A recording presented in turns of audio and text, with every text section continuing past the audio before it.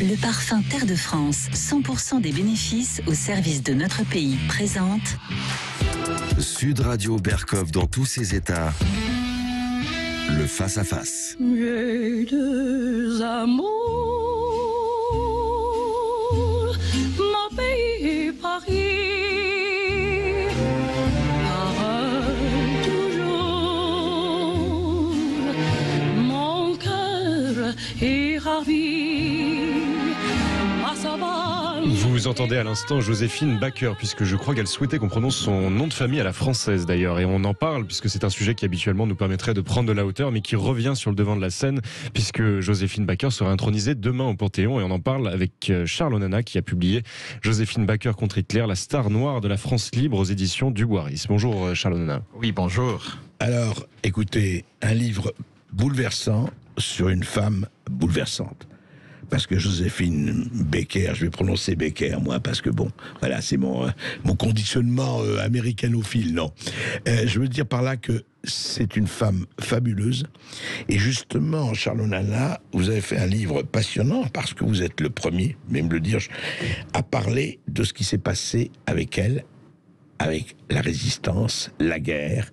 Et d'ailleurs, votre livre s'appelle Joséphine Baker contre Hitler, la star noire de la France libre.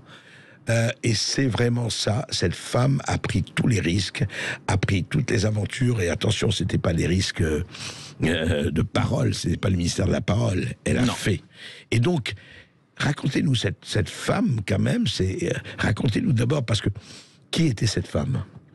Alors, Joséphine Baker était une jeune Afro-américaine qui est née à Saint-Louis, dans le Missouri, en 1906, qui a vécu dans la misère, la plus dure, qui a connu la violence de la société américaine dans sa phase ségrégationniste, et qui a connu également la pauvreté du fait de la ségrégation également. Mais la famille était très pauvre. Enfin, la famille était très pauvre. Le père faisait des petits boulots, la mère était femme de ménage, etc. Donc c'était très difficile de joindre les deux bouts. Et pour Joséphine Baker, qui grandit dans cet environnement où règne la ségrégation, la violence et la misère, il faut trouver un échappatoire, et le seul échappatoire pour elle, c'est quand même la danse, c'est la musique, c'est le milieu artistique. Et c'est comme ça que progressivement, elle va commencer à danser dans des cabarets au sud des États-Unis, jusqu'à ce que bien le premier rayon de lumière l'amène à Paris. Alors, comment justement elle arrive à Paris en 1925 avec la Revue Nègre. Exactement, parce que effectivement, il y avait un besoin de revitaliser un peu cette revue à Paris. Et Joséphine Baker fait partie des jeunes, des très jeunes qu'on va recruter aux États-Unis. Oui, elle a eu 20 ans, donc. Oui, elle a quasiment 20 ans. Elle finit entre 16 et 17 ans. Elle est effectivement aux États-Unis. Mais elle pense que sa vie va s'arrêter dans les cabarets, et même si elle est très ambitieuse déjà, elle veut aller jouer à New York, elle veut s'émanciper, elle veut sortir du ghetto. C'est vraiment son aspiration la plus profonde. Et bien, cette perche est donc tendue quand elle arrive à la Revue Nègre à Paris. Et évidemment, ça va être le début d'une grande histoire d'amour avec Paris, où pour la première fois, avec la France, où elle se retrouve quand elle entre dans un restaurant, elle ne voit pas de plaque interdit aux nègres, comme on disait aux États-Unis, interdit aux noirs d'entrer. Elle voit que les blancs et les noirs sont mélangés, il n'y a pas de problème à Paris. Et pour elle, c'est du jamais vu, ça n'existait pas. Elle dit d'ailleurs, je crois qu'il dit dans votre livre, elle dit d'ailleurs, mais quand je suis descendu du train, on m'a pris la main. Enfin, oui, on l'accueille, on prend ses bagages. Elle ne comprend pas. Elle a l'impression de vivre dans une autre planète. Et évidemment, la Revue Nègre est montée. Elle a cette opportunité de commencer à faire du Charleston à Paris. Elle retrouve évidemment aussi d'autres Afro-Américains qui avaient quitté les États-Unis, qui sont retrouvés à Paris. C'est le monde des artistes, des écrivains, hein, les Baldwin, les Richard Wright, Richard Wright, etc. Donc c'est vraiment, elle retrouve en quelque sorte d'autres Afro-Américains et qui sont tous dans une phase, je dirais, rayonnante dans leur art, hein, que ce soit Richard Wright comme écrivain, etc. Donc pour elle, elle a fait un saut vers la terre promise, si on peut dire ça. C'est-à-dire que pour elle, Paris à ce moment-là, c'est un peu la terre promise par rapport à Saint-Louis. Et c'est ça. Et donc, on ne comprendra pas l'attachement de Joséphine Baker avec Paris si on ne comprend pas d'où elle part, du Missouri, et quand elle arrive, c'est deux mondes qui, en fait, ne peuvent pas se côtoyer, Saint-Louis et Paris. Et on va en parler, c'est l'ouverture, c'est la libération, on va en parler avec Charles Onana beaucoup, longtemps, et après les informations, à tout de suite. Et que vous connaissiez cette histoire ou non, on continue de la raconter. Vous nous appelez au 0826 300 300, vous aurez la parole dans un instant, puis vous pouvez également réagir aux autres sujets, cette journaliste agressée à Marseille par des antifas, ou encore la venue de Jean-Pierre Fabre-Bernadac. Sud Radio, Berkoff dans tous ses états. Appelez maintenant. Ici Sud Radio. Les Français parlent au français. Je n'aime pas la blanquette de veau. Je n'aime pas la blanquette de veau. Sud Radio, Berkoff dans tous ses états. J'ai deux amours, mon pays et Paris. Pareil toujours. Quelle voix elle avait en plus. Et ravi. Joséphine Baker, contre Hitler, la star noire de la France libre. Charles Onana a écrit ce livre que vraiment je vous recommande. C'est aux éditions du Boiris. Et justement, Charles Onana, alors, elle devient vedette, hein, après, elle arrive en 25, vous avez raconté comment ça a été une libération, et comme vous dites, on ne comprend rien à la résistance Joséphine Baker, qui a considéré que la France était son pays, à un moment donné, c'est ça? C'est ça, c'est vraiment son pays d'adoption, qu'il adopte très rapidement. Dès ses premières revues, les premières revues au Théâtre des Champs-Élysées, elle est adoptée parce qu'elle fait quand même sale comble, hein, à chaque fois, même si dans le même temps, il a des polémiques, parce que ses grimaces, sa danse, bananes, avec la ceinture de banane, mais ça fait un peu scandale, mais ça fait partie des préoccupations de ces producteurs à l'époque, qui pensent aussi que on arrive à une période où on a besoin de libérer la femme aussi d'un certain nombre de préjugés. Donc Joséphine Baker est en quelque sorte, à sa façon, une des pionnières de ce qu'on pourrait appeler le féminisme, mais pas au sens de l'exhibitionnisme, pas au sens, n'est-ce pas, que certains considèrent aujourd'hui. Ce n'est pas un féminisme poujadiste, ce n'est pas, elle n'a pas envie de déclasser l'homme. Le but de Joséphine Baker, c'est de féminisme absolument en disant c'est fini, l'homme est mort, vive la femme. L'homme est mort, vive la femme. Non, elle pense que l'homme et la femme ont le droit d'être ensemble. D'ailleurs, une grande partie de ses producteurs sont admiratifs devant Joséphine, devant son talent. Donc, ils vont donc utiliser les talents de Joséphine Baker, non seulement pour contribuer à la libération de la femme à travers elle, mais également pour essayer de faire valoir ses talents qui, effectivement, sont innombrables, puisque Joséphine Baker est en mesure d'être comédienne, elle est chanteuse, elle est danseuse. Donc, tout cela en une personne, je pense que c'était quand même, à ce moment-là, quelque chose d'extraordinaire. Donc, elle devient une grande vedette, elle est demandée partout. Et je voudrais qu'on arrive à cette période dont vous êtes vraiment l'un des rares, qui sont le seul à parler. Cette période, donc, la guerre, 39, et puis l'occupation, 40. Comment elle réagit à ce moment-là? Qu'est-ce qu'elle fait? Où elle est à ce moment-là? Alors, et Joséphine Baker est parisienne, elle est devenue la célèbre parisienne, superstar internationale.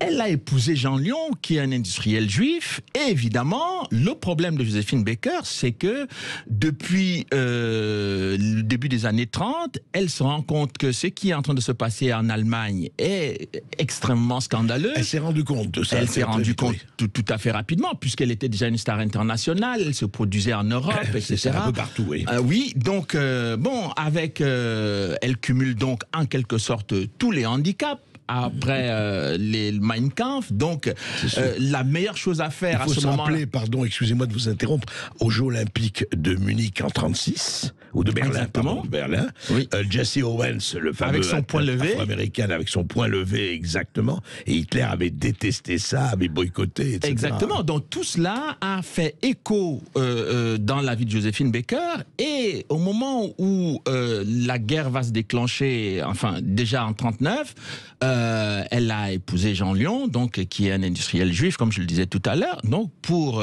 Joséphine Baker, elle sent qu'elle cumule les handicaps. Être noire et épouse d'un juif à ce moment-là, c'est quand même pas une très bonne idée. Non, donc c'est pas la meilleure des ce qui idées, va se passer, c'est qu'effectivement, dès 1939, elle entre au contre-espionnage. Donc pour elle, oui, les gens pensent que ça va être dans les années... Non, 40, non, pas du tout. Dès 1939, elle va sur la ligne Maginot. Son objectif est clair, c'est il faut motiver, galvaniser les troupes françaises contre l'Allemagne. Il ne faut surtout pas que l'Allemagne envahisse la France. Elle va d'elle-même, elle s'engage elle-même. Ouais. Elle va d'elle-même, elle entre au contre-espionnage par l'entremise de Jacques Apthé. Mais comment ça se produit? C'est qu'en fait, il y a un impresario, Daniel Marouani, qui est le directeur de casino de Cannes, qui parle à Jacques Apthé, qui est le directeur, qui est le chef des services du contre-espionnage à Paris. Ouais. Il lui dit, écoutez, ce serait très bien que vous puissiez rencontrer Madame Joséphine Baker dans le cadre de vos activités, parce que c'est une superstar, c'est une personne qui a un carnet d'adresses très éloquent, dont vous, dans votre travail, vous avez besoin de ce profil de personnes. Alors, Jacques Apthé ne comprend pas, un jeune Alsacien qui ne comprend pas très bien l'importance d'une femme. Bon, on lui dit non. Et Daniel Marouani insiste et lui dit il faut absolument rencontrer cette femme. Et donc, quand il rencontre Joséphine Baker, il est impressionné par la vivacité d'esprit, son intelligence, et il découvre très rapidement que c'est une femme courageuse, il n'y a rien à voir avec l'idée qu'on peut se faire des femmes de manière générale. Et donc, c'est comme ça qu'elle est donc entrée au contre-espionnage.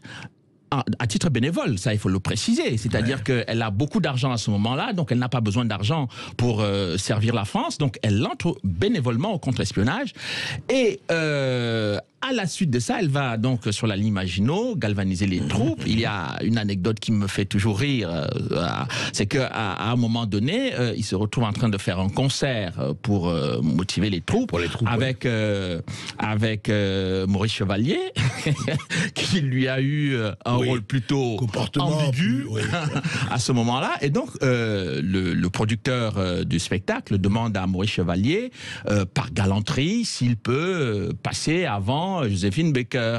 Et Maurice Chevalier prend la mouche, il dit c'est pas possible, moi je ne passerai jamais pour celui qui va chauffer la salle pour Joséphine Baker. Bon, il revient un peu gêné, il demande à Joséphine Baker si elle peut jouer avant. Et elle dit oui, il n'y a pas de problème, dès lors où il faut motiver les troupes pour faire face à l'ennemi, je n'ai pas d'état d'âme, j'y vais. Alors, elle monte sur scène, Joséphine Baker fait son concert, elle chante ses succès et les soldats ne veulent plus laisser partir Joséphine Baker. Fou de rage dans sa loge, Maurice Chevalier arrive, on réclame Joséphine Baker. Et donc ça, il en a gardé une frustration jusqu'à la fin de la guerre. Et ça. Et alors, non, mais c'est très joli, c'est pour ça qu'il a collaboré. Non, je rigole. Mais alors donc, elle s'engage. Et qu'est-ce qui se passe au moment où l'Allemagne occupe la France, enfin, où la défaite, quoi. Alors, après la défaite, Joséphine Baker déjà se replie au château des Milandes. Qu'elle avait déjà. Oui, elle était déjà, parce qu'elle habitait le Vésinet. Après le Vésinet, elle est partie au château de Milandes. Et donc, il est arrivé au château des Milandes. Bon, de toutes les façons, elle est soupçonnée d'avoir des liens avec des résistants, d'abriter les résistants, de faire passer les résistants par son château, d'abriter les armes, etc. Rappelez où c'était situé les Milandes, juste. C'est en Dordogne. C'est en Dordogne. En Dordogne. Et donc, elle a été nécessairement trahie par les mauvaises langues de l'époque.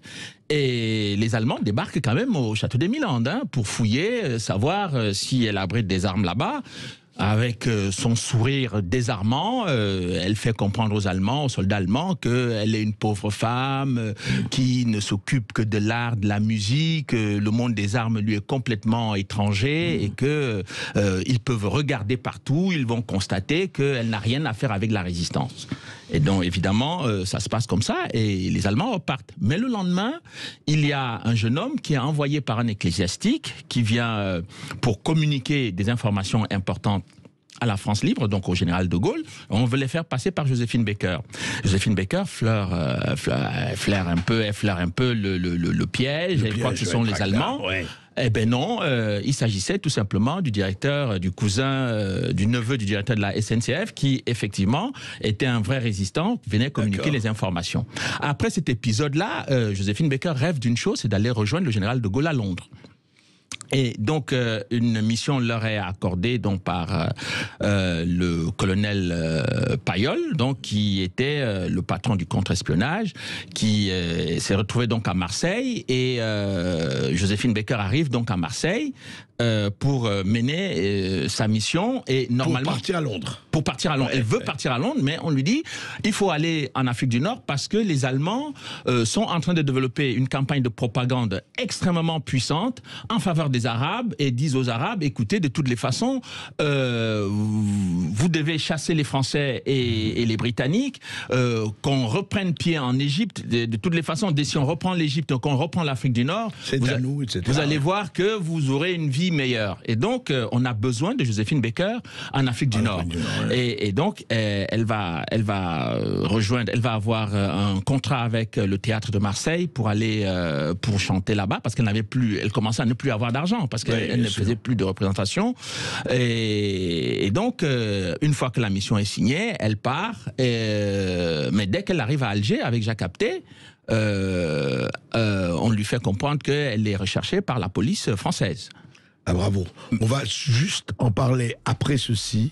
C'est passionnant, mais je vous dis, c'est un livre qui se lit vraiment, parce que c'est une vie extraordinaire, c'est un livre qui se lit vraiment comme un roman policier, et un roman policier de résistance, c'est ça qui est fort. À tout de suite. Si vous avez des questions à poser à Charles Onana sur cette ancienne résistante qui va être intronisée demain au Panthéon, vous nous appelez au 0826 303.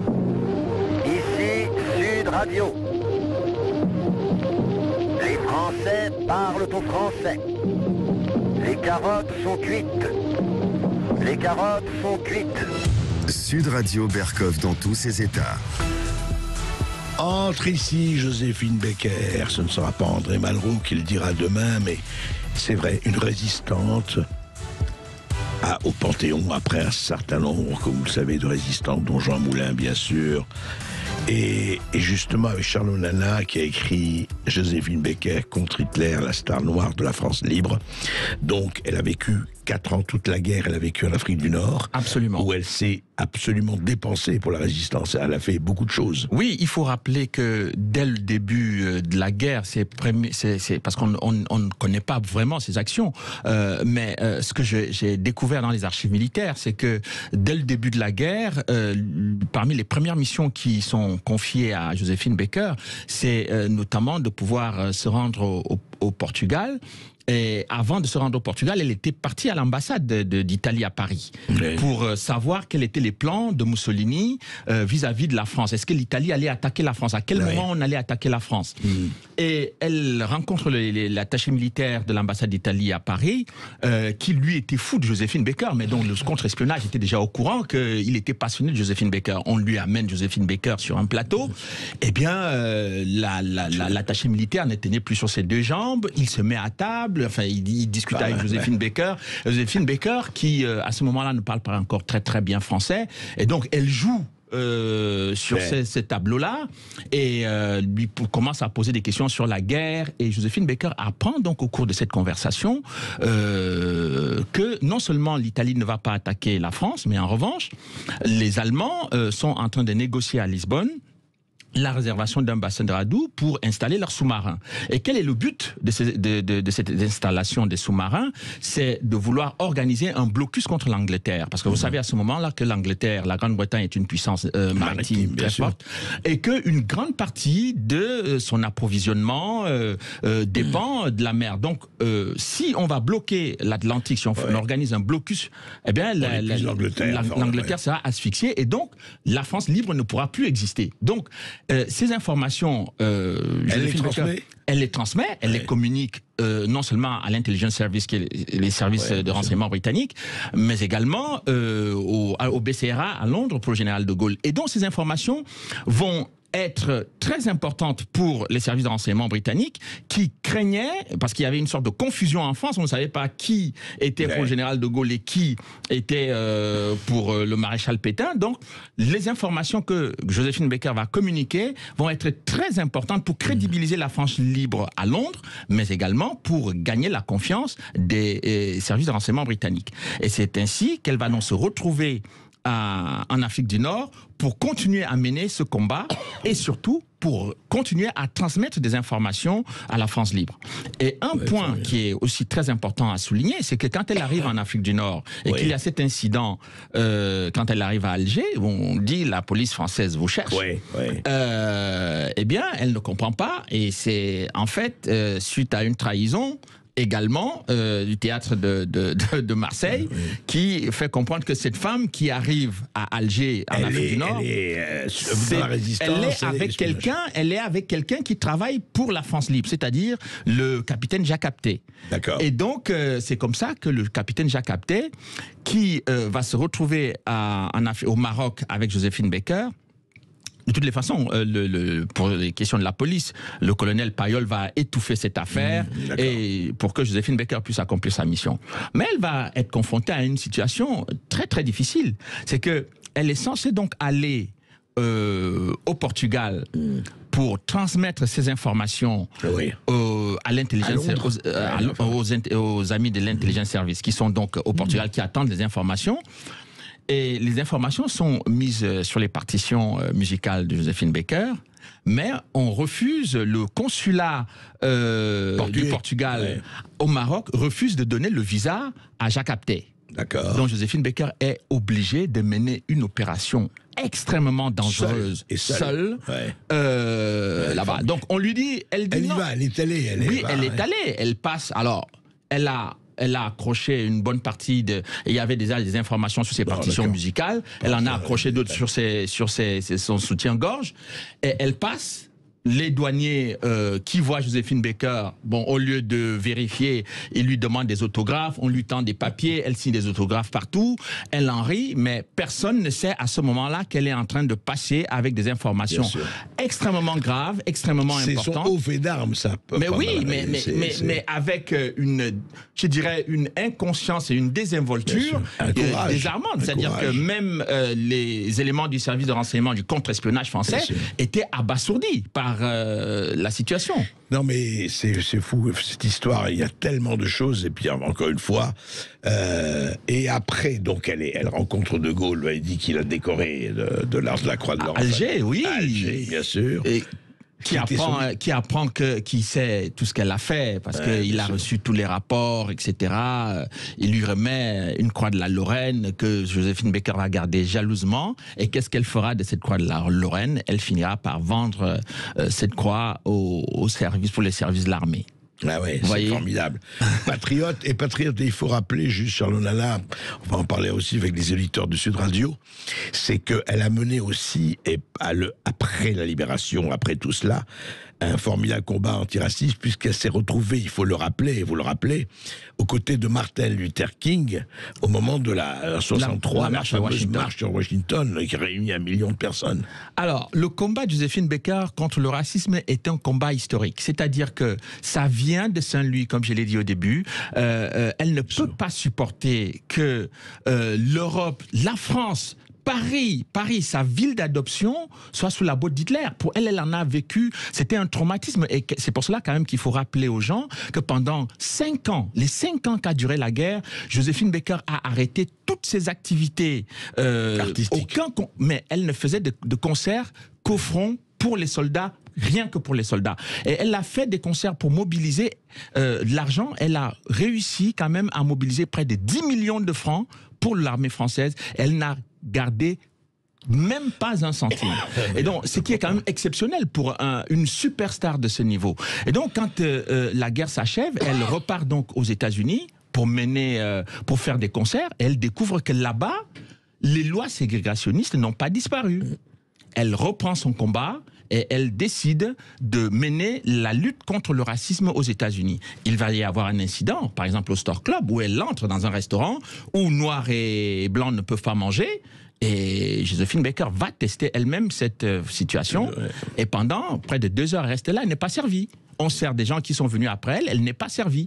Elle appelle son avocat et elle décide de porter plainte contre le directeur du restaurant. Et finalement, qu'est-ce qui va se passer? Eh bien, une campagne terrible va être déclenchée par la presse américaine pour dire que Joséphine Baker ne vit qu'avec des Blancs, elle ne s'intéresse qu'aux Blancs, alors qu'en fait, Joséphine Baker a mené une bataille que personne n'a voulu mener contre un noir américain qui s'appelait McGee, qui a été condamné à mort pour avoir violé une femme blanche. Et les services des pompes funèbres américains ont appelé Joséphine Baker pour lui demander de payer l'enterrement, et c'est ce qu'elle a fait. En tout cas, on va en parler parce que encore Joséphine Baker est encore attaquée aujourd'hui pour d'autres raisons, comme vous le savez. Attaquée.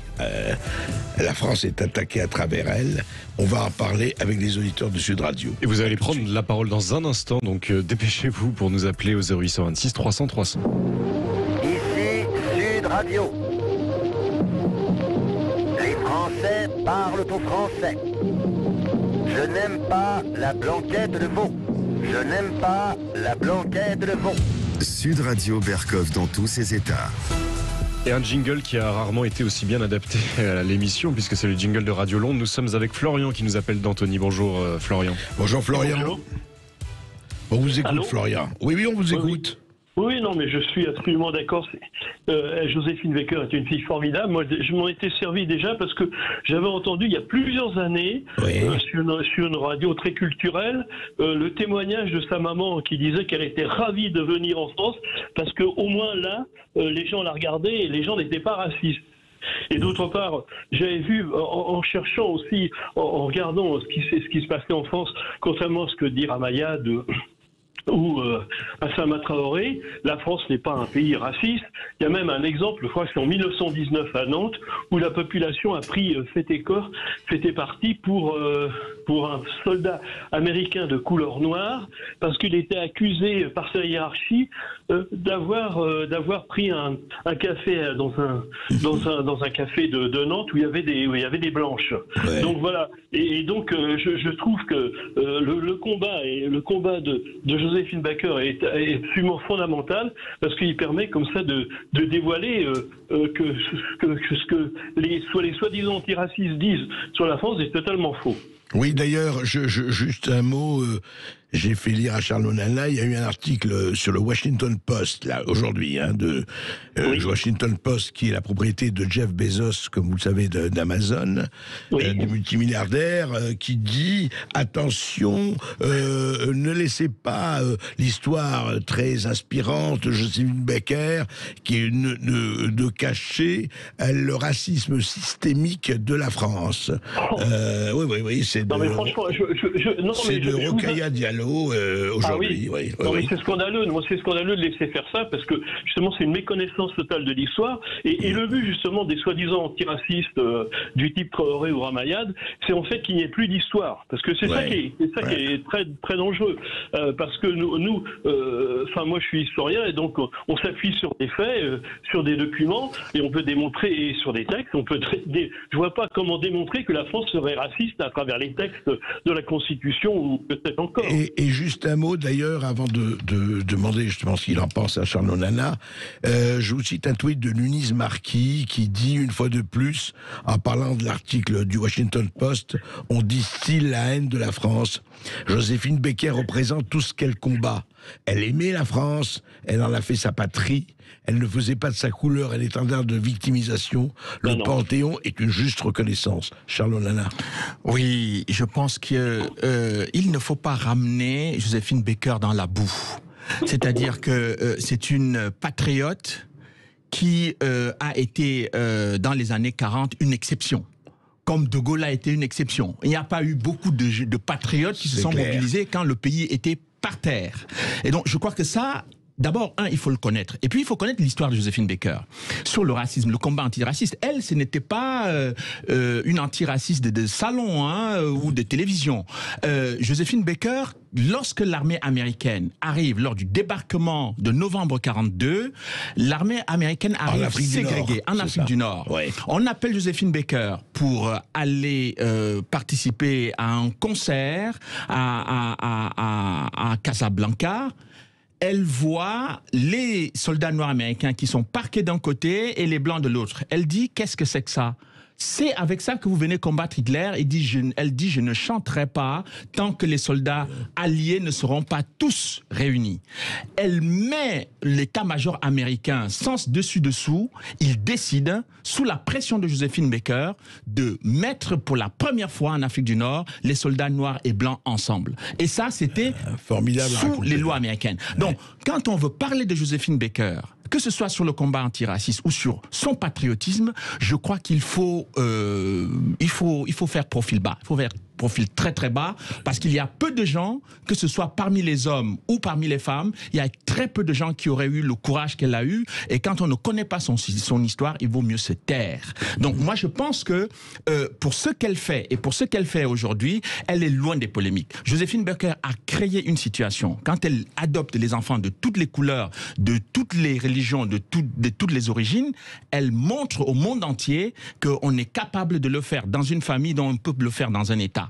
Quand elle est interdite de séjour aux États-Unis et par le FBI, qui dit que Joséphine Baker, parce qu'elle va se battre pour dénoncer la politique étrangère américaine à Cuba, en Argentine, en Amérique latine, mais c'est quand même le FBI qui se mobilise pour dire que cette femme-là, on ne doit pas lui donner le visa d'entrée dans son pays d'origine. Qui peut affronter ce genre de situation où vous avez un État qui est contre vous? Elle a quand même été considérée, avec Martin Luther King, comme des ennemis de l'État fédéral. Donc, quand on veut parler de cette femme-là, je vais revenir sur un petit détail que j'ai évoqué sur l'accusation qui avait été faite contre McGee, donc le noir américain qui avait été condamné à mort. Violé une blanche, il a été condamné à mort pour soi-disant avoir violé une femme blanche devant sa fille. C'était une fausse accusation qui était montée par des gens au sein de l'administration américaine pour obtenir un résultat qui répondait à une vision idéologique de leur propre société.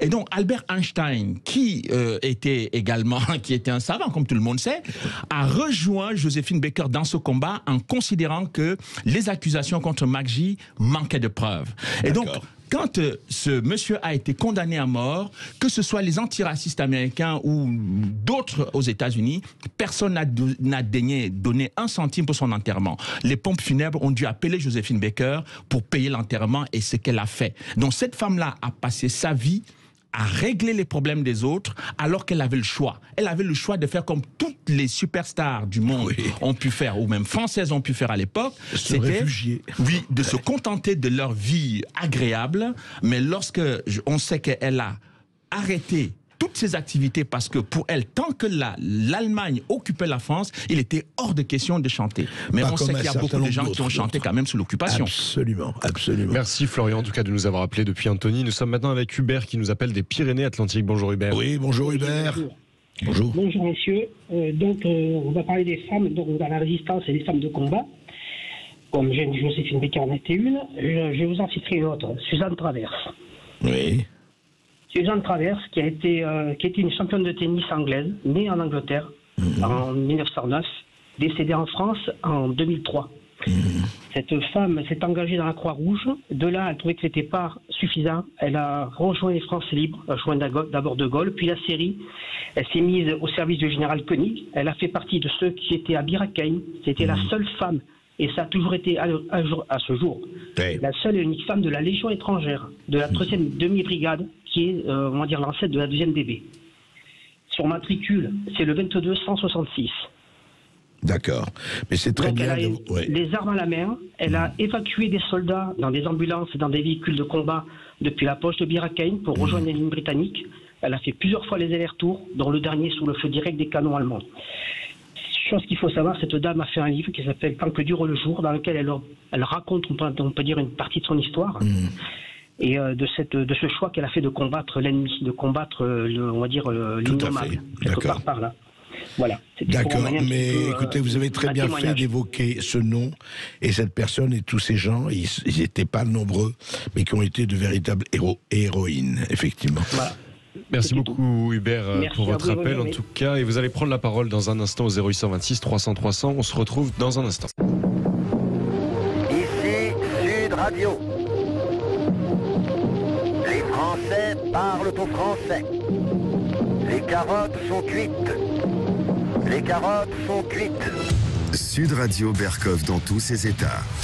Et nous allons maintenant à Draguignan avec Jean-Paul. Bonjour Jean-Paul. Oui, bonjour Jean-Paul. Bonjour André, bonjour à tous.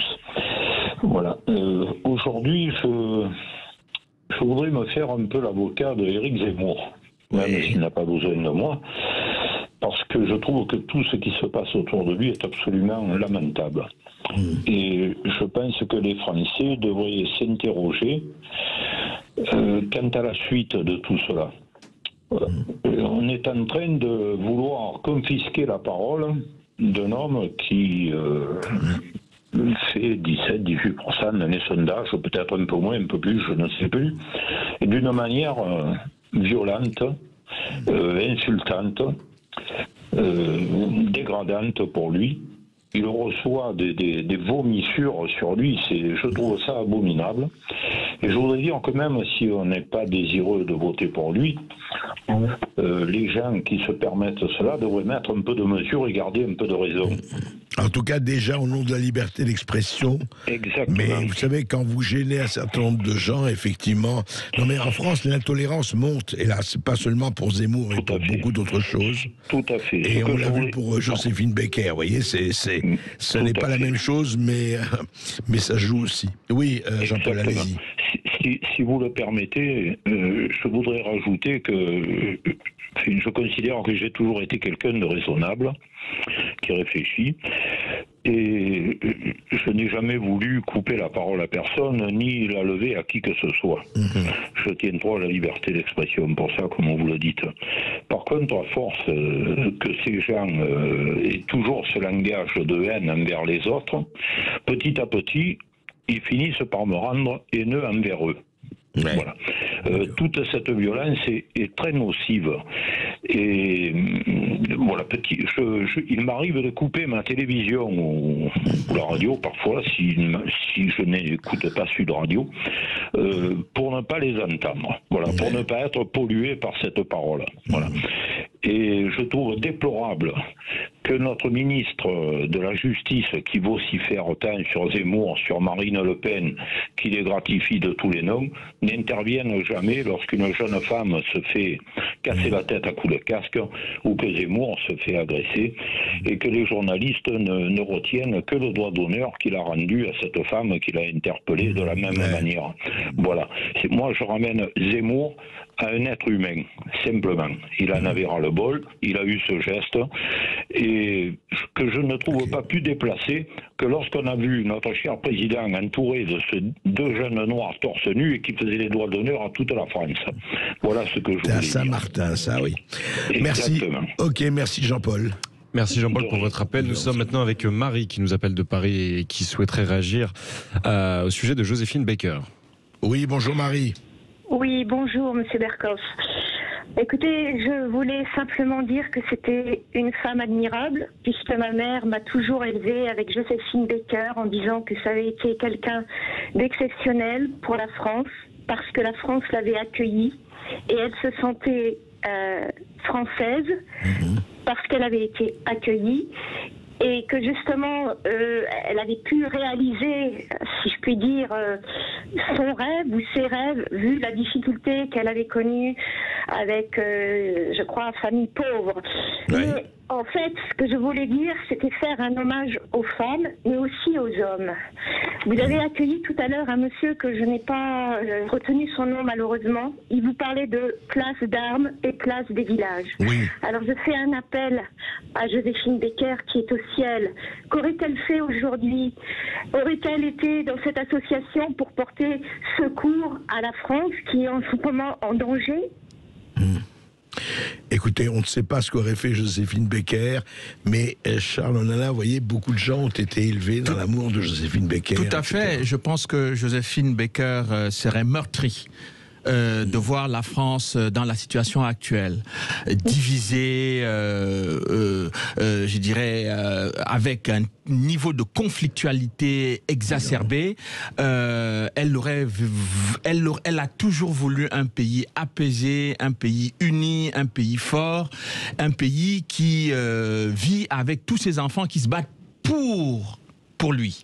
Et donc, je pense qu'elle l'aurait demandé, comme elle a, vous savez, elle a vécu encore en Afrique du Nord une situation épouvantable. C'est-à-dire que lorsque les Américains sont arrivés, il y a eu des affrontements entre les soldats américains et les Marocains. Oui. Elle a demandé à un de ses amis marocains, qui était un richissime homme d'affaires, si elle pouvait faire quelque chose. On lui a dit oui, donc le monsieur a organisé une soirée de gala en son honneur, et Joséphine Baker a transformé cette soirée de gala en une soirée de réconciliation entre les Américains et les Marocains.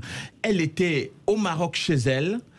Elle était en djellaba, on l'a trouvée là-bas, vous auriez pensé que Joséphine Baker était musulmane, alors qu'elle n'avait absolument rien à voir avec la religion musulmane, elle ne se sentait pas musulmane, mais elle avait cette capacité à s'adapter à toutes les situations, à être partout chez elle, parce qu'elle venait toujours avec la paix. Et puis elle avait ce que disait Marie, enfin elle avait le sens du collectif. Elle avait le sens du collectif, elle avait cette générosité à fleur de peau, et ça, elle souffrirait beaucoup de voir la France dans l'état actuel.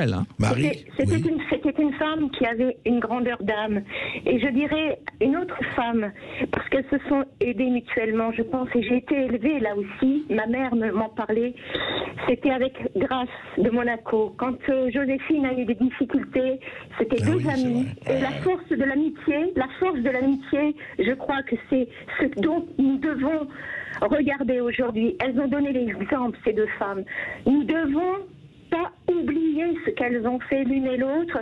Et c'est vrai que Joséphine, qu'elle soit blanche, qu'elle soit noire, qu'importe, ce sont des femmes, ce sont des êtres humains. Et respectons la vie de tout être, petit ou grand, ce que nous ne faisons plus, car nous sommes devenus des animaux sauvages. Écoutez, j'espère que ces animaux sauvages, certains gardent une part d'humanité. En tout cas, il faut l'espérer. Il faut toujours regarder de ce côté-là. Exactement. Et se battre pour ça que je salue oui, monsieur Berka. C'est pour ça que je salue aussi Joséphine Baker.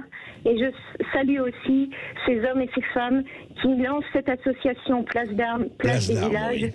Oui. Tout à fait, pour le peuple français, mais pas seulement pour le peuple français, pour l'humanité. Merci Marie. Merci Marie. Merci Marie, et nous allons prendre un dernier auditeur, et c'est plutôt une auditrice puisque c'est Sandra qui nous appelle d'Albi. Bonjour Sandra. Oui, bonjour Sandra. Oui. Bonjour Monsieur Berkoff, enchantée de vous avoir enfin.